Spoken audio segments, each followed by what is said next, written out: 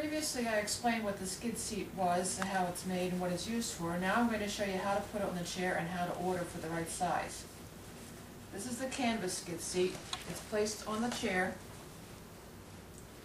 draping over the front about 6 inches. The tether strap, open it up, take it around the back of the chair. Sometimes you can get through the back handles, sometimes you have to go different ways. Just get it behind the chair. There's no strength on the tether strap. All it does is keep it from falling off the chair. If you're transferring a patient with a gait belt or such, they may accidentally knock this and knock it off the chair. So the tether strap just keeps it in place. You want the seat, no matter what fabric it is, to be just inside these rails. You don't want it to go up. So that's why it's important to measure the right size. When you order a seat, the chair that you're using the most, or the patient will be sitting in, measure between the handrails, side to side. This one is 17 inches. I have an 18-inch pad in here. There's a little bit of play there, that's fine. The other thing you have to know is the depth of the seat. Standard is 16 inches. This seat is 16 inches. If you have a person who's extra tall, the seat might be 18 inches wide, but you may have an 18 or 20-inch deep seat. We need to know that to get you the right seat size. If it's too shallow, you're not going to have enough cloth to pull it back. So you need to measure between the rails, let me take this off a minute, between the rails, inside, and the depth of the seat from front to back, and that's the size that you would order.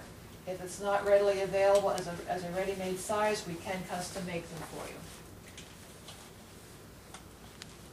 With the seat on the chair, again, off the front, you have about a 6-inch span, or the width of your hand, at the back of the seat.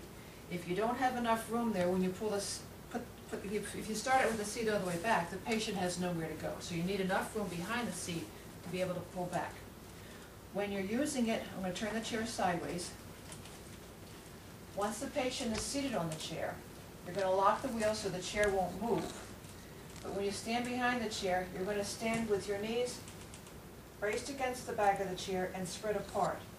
You need to have this gully in here with a soft fabric so that when the patient sits, they have something to cut back into it. If your knees are in the center, you're blocking this and there's nowhere for the patient to go.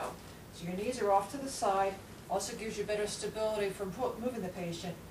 And then the patient in the chair, you'll lean back, slide your hands down the back of the chair, underneath the patient's tail, reach around for these loops.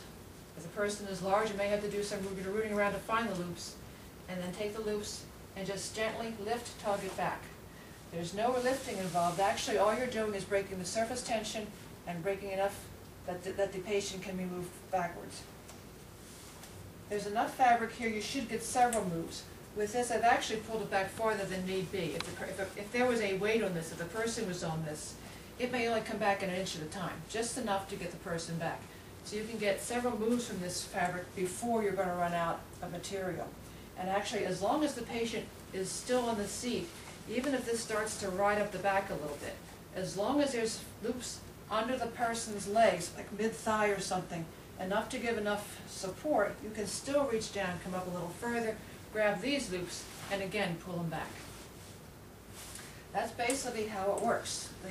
All the fabrics, the black suede vinyl, the canvas, the bed pad, absorbent bed pad material, they all work the same way. Some of them come without the tether straps. You might be a situation where you don't have to worry about being knocked off the chair. So that's basically what it is. Now I'm going to get my husband and show you how it works.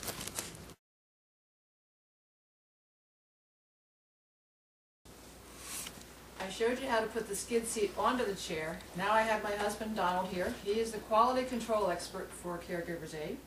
Everything I've made he has tried personally, and either he approves it or he doesn't. There have been some things that didn't work very well.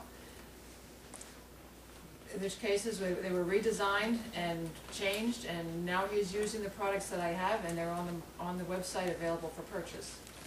He's sitting right now on the black suede vinyl. You might see an orange cloth between his legs. That's a towel that I put there for he's just finished breakfast to catch whatever excess food would fall under the seat. It's just an extra protection for the seat. But right now he's slouched down a little bit, so I'm going to show you how to pull him back. I'm going to turn him a little sideways so you can see what we're doing here. First, we're going to lock the wheelchair.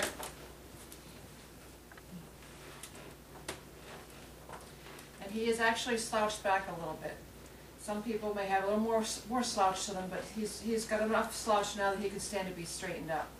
I'm going to stand behind the wheelchair, bracing my knees behind the chair, on both sides of him, not in the center, off to the side, sliding my hands down the back, don't lean forward, just lean back.